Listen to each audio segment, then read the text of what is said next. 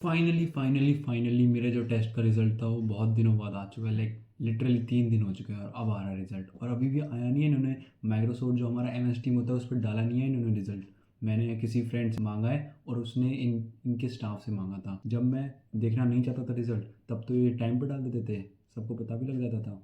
लेकिन अब मैं जानना चाहता हूँ रिज़ल्ट तो अब ये डाल नहीं रहे हैं। अजीब पैराडॉक्स चल रहा है इनका। तो टेस्ट का रिज़ल्ट थोड़ी देर में बताता हूँ आपको, लेकिन उससे पहले मैं आपको बताता हूँ कि आज मेरा AITS था तो वो कैसा गया।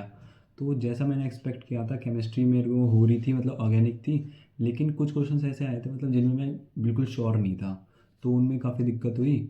और कुछ एक आध रिएजेंट से मतलब जो एक दो बहुत बार रिपीट हुए थे पेपर में, तो वो मेरे से नहीं हुए। लेकिन बाकी के ऑर्गेनिक तो ठीक ठाक थी। बॉटनी थोड़ी मुश्किल थी, मतलब जो उसमें इनहेरिटेंस वाला पार्ट था उसमें एक दो क्वेश्चंस बहुत मुश्किल थे। और जूलॉजी तो काफ़ी इजी थी, उसमें रिप्रोडक्शन का था। और आज एक और ट्रेजेडी हुई मेरे साथ, वो थी ये कि मैं आज टेस्ट देने गया था तो मैं मतलब जब मैं सुबह सुबह 6 बजे सोया था तो मैं उठा 9 बजे, और 9 बजे मेरा टेस्ट था 10 बजे। तो मुझे जाने में ही मतलब 10:20 10:30 हो गए थे, तो आधा घंटा लेट पहुंचा था मैं। फिर मतलब मेरा जो लास्ट में जब मैं फिजिक्स तक पहुंचा तो मेरे पास सिर्फ 1 घंटे बचा था, तो उसमें मैं मतलब अच्छी तरह फिजिक्स का सेक्शन कर नहीं पाया अपना अटैम्प्ट। मतलब मैंने उसमें 30-35 क्वेश्चन अटैम्प्ट किए थे और बाकी के मैंने छोड़ दिए थे क्योंकि उनमें थोड़ा टाइम भी लग रहा था। तो मुझे OMR भी भरनी थी तो इसलिए मैंने वो स्किप ही कर दिए। तो ओवरऑल देखा जाए तो मतलब हमारा जो टेस्ट था वो थोड़ा इजी लेवल पे ही था और NCERT बेस्ड भी था, मतलब कुछ बाहर से नहीं आया था। तो मैं एक्सपेक्ट कर रहा हूँ कि मेरा जो पिछला टेस्ट गया था उससे तो बढ़िया ही था ये, तो उससे बेटर मार्क्स आएंगे। पिछले टेस्ट में मेरे मार्क्स आ चुके हैं और उसमें आया मेरे 435, जो कि पिछली बार से तो ज़्यादा है। पिछली बार 404 आए थे और इस बार 435, लेकिन इतनी ज़्यादा कोई मेजर इंप्रूवमेंट भी नहीं है। वो इसलिए क्योंकि मैंने फिजिक्स अटैम्प्ट ही नहीं करी थी। फिजिक्स में लाइक मैंने मुश्किल से उसमें बहुत कम क्वेश्चन अटैम्प्ट किए थे, तो उसकी वजह से मेरे मार्क्स कट गए। मेरे बायो में लगभग 290 आया है, जूलॉजी में 160 और बॉटनी में 130 आया अराउंड। केमिस्ट्री में मेरे आए हैं 95 आई गेस, और फिजिक्स में 50। फिजिक्स में काफ़ी कम है तो उस पर ज़्यादा मेहनत करनी पड़ेगी। अब एक टेस्ट मेरा 9 तारीख को भी है, 9 मार्च को, और उसमें 11th का सिलेबस आ रहा है मोस्टली।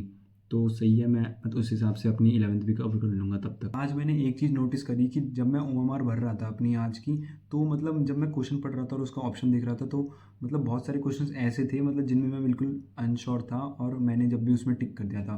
तो मोस्ट ऑफ द मार्क्स मेरे ऐसा भी हो सकता है कि मेरे ऐसे कटते हैं क्योंकि मैं तुक्का मारता हूँ, शायद मुझे लगता है ऐसा कि मैं अनश्योर हूँ उस क्वेश्चंस के बारे में, लेकिन मैं सोचता हूँ कि कर देता हूँ, कोई बात नहीं, टिक, देखा जाएगा क्या होगा। और उसकी वजह से मेरे मार्क्स बढ़ने की जगह कट हो जाते हैं, माइनस नेगेटिव मार्किंग हो जाती है बहुत ज़्यादा। तो आई गेस क्वेश्चन छोड़ना सीखना पड़ेगा, क्योंकि नीट में ऐसे गलत कर दिए तो काफ़ी ज़्यादा मार्क्स कटेंगे और वो काफ़ी भारी भी पड़ेगा। और टॉकिंग अबाउट आज मैंने AI टेस्ट देने के बाद क्या किया, तो आज आया मैं लगभग 3 बजे आ गया था मैं। थोड़ा टाइम लगा मुझे वहाँ से आने में, फिर मैंने खाना वाना खाया और मैं 3:30 बजे बैठ गया था। थोड़ा फ़ोन भी चलाया मैंने उससे पहले, और फिर मैं 3:30 बजे बैठ गया और फिर मैंने थर्मोडायनेमिक्स खोला। थर्मोडायनेमिक्स का मैंने लेक्चर कंप्लीट करा, 1-2.5 घंटे का था वो। और मेरे साथ आज भी वही हुआ, मतलब मैंने मतलब थंबनेल में तो लिखा था, नहीं लिखा था पार्ट 1 पार्ट 2, और जब मैंने पूरा देख लिया तो मेरे को पता लगा इसका सेकंड पार्ट भी है थर्मोकेमिस्ट्री नाम से, और फिर मुझे वो भी देखना पड़ा। तो उसी में पूरा आज का दिन निकल गया और अभी रात के 2 बज रहे हैं लिटरली। वो मैंने अभी थोड़ी देर पहले ख़त्म किया था, तो आज मैंने सिर्फ यही किया।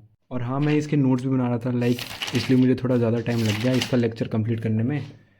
तो यही किया था मैंने आज थर्मोडायनेमिक्स। आई नो काफ़ी कम है, मतलब मैंने जो प्लान किया था आज वो पूरा तो नहीं हो पाया, लेकिन ठीक है तब भी इसे मैं, इसके क्वेश्चंस मैं कल लगा लूँगा।